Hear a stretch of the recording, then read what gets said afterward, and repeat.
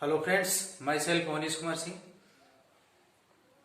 आज हम लोग एक नए टॉपिक के बारे में पढ़ेंगे, दैट इज द इम्बिबिशन। काफी इंपॉर्टेंट टॉपिक है ये। इम्बिबिशन क्या होता है, पहले इसको हम जानते हैं। Imbibition is the absorption of water molecule और liquid molecule over a solid substance.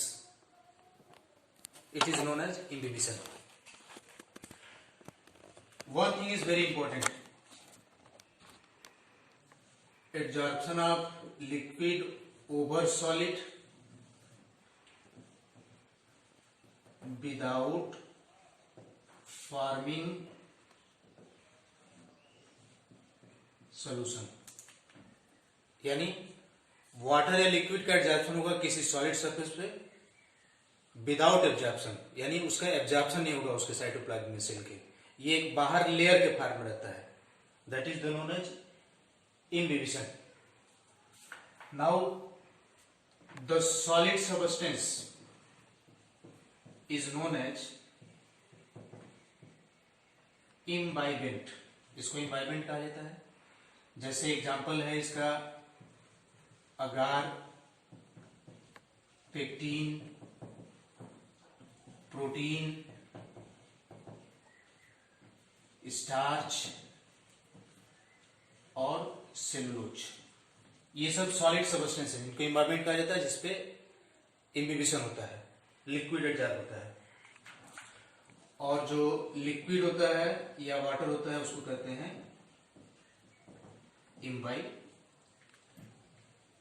इम्बाइबेट। यानी सॉलिड को इम्बाइबेंट करते हैं और लिक्विड को इम्बाइबेट कहा जाता है। ये इम्बाइबेंट के एग्जांपल हैं, ये आपके एग्जाम में भी पूछे जाते हैं। This is the definition of imbibition. Example of solid that is imbibant and example of liquid. Now we will see the different characteristics of imbibition. Imbibition के क्या कैरेक्टर्स होते हैं। पहला कैरेक्टर है इंक्रीज इन वॉल्यूम।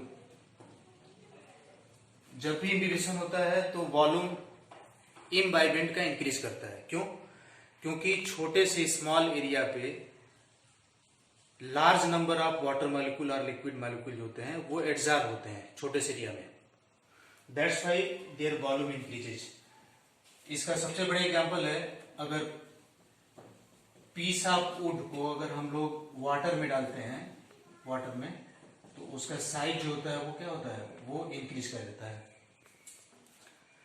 या rainy season में, बरसात के दिनों में, जो वुडन डोर और विंडोज होते हैं वो इम्बिबिशन के द्वारा वो स्वेल कर जाते हैं और ठीक से बंद नहीं होते हैं। फिर जैसे ही बारिश खत्म होती है, वाटर जो एब्जॉर्ब होता है वो बाहर निकल जाता है, तो फिर से दरवाजे और खिड़की जो होते हैं वो ठीक से बंद होने लगते हैं। यानी इम्बिबिशन जो होता है दे कॉजेज इंक्रीज इन वॉल्यूम। दूसरा होता है प्रोडक्शन ऑफ हीट। यानी इम्बिबिशन के समय हीट प्रोड्यूस होता है, क्योंकि during the absorption of water, जब वाटर एब्जॉर्ब होता है तो मॉलिक्यूल के पास पास आने की वजह से उनकी जो काइनेटिक एनर्जी होती है वो हीट के फॉर्म में रिलीज होती है। दैट्स व्हाई मीडियम में हीट का प्रोडक्शन होता है। इसका सबसे अच्छा एग्जांपल है नीडिंग। जब हम लोग आटा गूंथते हैं, जब उसमें पानी मिला के जब उसमें आटा गूंथा जाता है, तो नीडिंग के समय हमको अपने फिंगर्स में और पाम में वार्म हीट का एहसास होता है। That is the production of heat. It is also known as heat of hydration. Third one is production of pressure और pressure increases. It is the pressure that develops due to imbibition. It is also known as matrix potential. तो imbibition के तीन characteristics हुए। पहला कि volume increase करता है, दूसरा हीट का प्रोडक्शन होता है, और तीसरा प्रेशर डेवलप होता है, जिसको इम्बिबिशन प्रेशर कहते हैं। इसी को मैट्रिक्स पोटेंशियल भी कहा जाता है। Now we will see what are the factors that affect the rate of inhibition। Imbibition के रेट को प्रभावित करते हैं। ऐसे कौन कौन से फैक्टर हैं? तो फैक्टर में सबसे पहले हम देखेंगे imbibition is directly proportional to looseness और टेक्सचर, लूजनेस और टेक्सचर ऑफ इम्बाइबेंट। इम्बाइबेंट यानी सॉलिड्स जो सब्सटेंस है उसका लूजनेस या टेक्सचर। तो लूजनेस या टेक्सचर ज्यादा होगा तो मॉलिक्यूल के बीच में स्पेस ज्यादा रहेगा, स्पेस ज्यादा रहेगा तो एडजॉर्प्शन ज्यादा होगा, और उसी को हम इम्बिबिशन कहते हैं। तो इम्बिबिशन जो होता है वो डायरेक्टली प्रोपोर्शनल टू लूजनेस और texture of imbibant. Imbibition is directly proportional to surface area of imbibant. Imbibant का अगर सरफेस एरिया ज्यादा होगा तो इम्बिबिशन जो होगा वो ज्यादा होगा। More the surface area more will be the imbibition. तीसरा है imbibition is directly proportional to dryness of imbibant. यानी इम्बाइबेंट का अगर ड्राइनेस ज्यादा होगा तो इम्बिबिशन जो होगा वो ज्यादा होगा, क्योंकि ड्राइनेस होगा तो वाटर मॉलिक्यूल जो होंगे वो ज्यादा से ज्यादा एब्जॉर्ब होंगे। ठीक है, now we will see imbibition is directly proportional to temperature of the medium.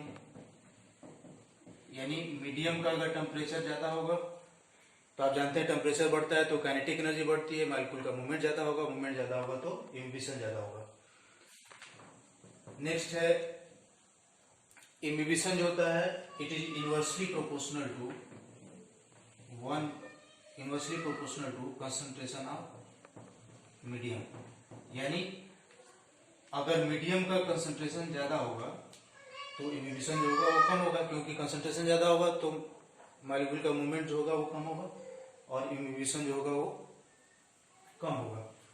और लास्ट है imbibition is inversely proportional to pressure on imbibant. यानी इम्बाइबेंट पर अगर प्रेशर ज्यादा होगा तो इम्बिबिशन जो होगा वो कम होगा। इसका सबसे बड़ा एग्जांपल है, अगर आप किसी वुडन डोर पे या वुडन सब्सटेंस पे अगर पाइप से फोर्स लगा के अगर आप पानी फेंकते हैं उस पे तो उसमें इम्बिबिशन कम होगा, क्योंकि प्रेशर आप ज्यादा अप्लाई कर रहे हैं।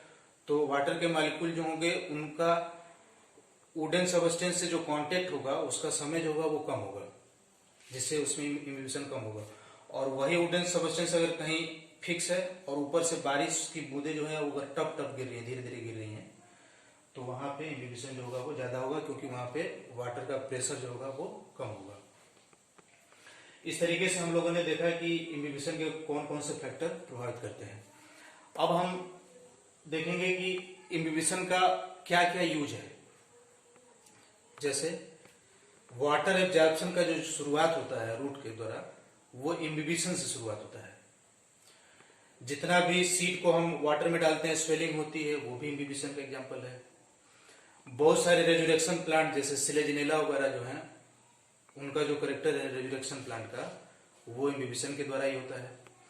और ओल्डन टाइम में जब हमारे पास इक्विपमेंट नहीं थे उस समय बड़े बड़े चट्टानों को तोड़ने के लिए चट्टानों के जो क्लेफ्ट होते हैं, दरार होती थी, उसमें लकड़ी के लॉक्स, वुडन लॉक्स को डाल के उस पर वाटर का स्प्रिंकल छिड़काव किया जाता था।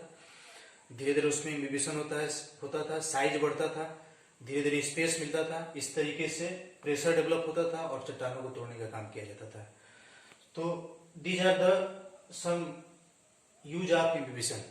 आज के क्लास में हम लोगों ने इम्बिबिशन के बारे में पढ़ा, इम्बाइबेंट क्या होता है, इम्बाइबेट क्या होता है, इम्बाइबेंट के एग्जाम्पल क्या होते हैं, इम्बिबिशन के कैरेक्टरिस्टिक क्या होते हैं, क्यों वॉल्यूम बढ़ता है, क्यों हीट जनरेट होता है, मैट्रिक्स पोटेंशियल क्या होता है, प्रेशर क्या होता है, उसके बाद कौन कौन से फैक्टर जो होते हैं इम्बिबिशन को प्रभावित करते हैं। अभी जैसे अगर हमने सीक्वेंस पूछा था कि पहले अगार होता है, उसके बाद पेक्टिन होता है, उसके बाद प्रोटीन होता है, उसके बाद स्टार्च होता है, उसके बाद सेलुलोज होता है। तो this is the sequence of imbibition. यानी अगार में सबसे ज्यादा इम्बिबिशन होगा, फिर पेक्टिन में, फिर प्रोटीन में, फिर स्टार्च में, फिर सेलुलोज में। ये सवाल है, क्वेश्चन है, इनका सीक्वेंस पूछा जाता है। एक बड़ा इंटरेस्टिंग सवाल मैं आपसे पूछता हूं, अगर एक प्रोटीन का सीड है और एक स्टार्च का सीड है, दोनों को अगर पानी में डाल दिया जाए तो किसमें इम्बिबिशन ज्यादा होगा? बड़ा बेसिक सवाल है। अगर आपको कॉन्सेप्ट क्लियर होगा कि प्रोटीन में इनहिबिशन ज्यादा होता है इन कंपेरिजन टू स्टार्च, तो प्रोटीन का जो भी सीड होगा, सपोज मटर है, पी है, तो उसमें इनहिबिशन ज्यादा होगा, उसका वॉल्यूम ज्यादा बढ़ेगा in comparison to the seed containing starch. So this is the concept about inhibition.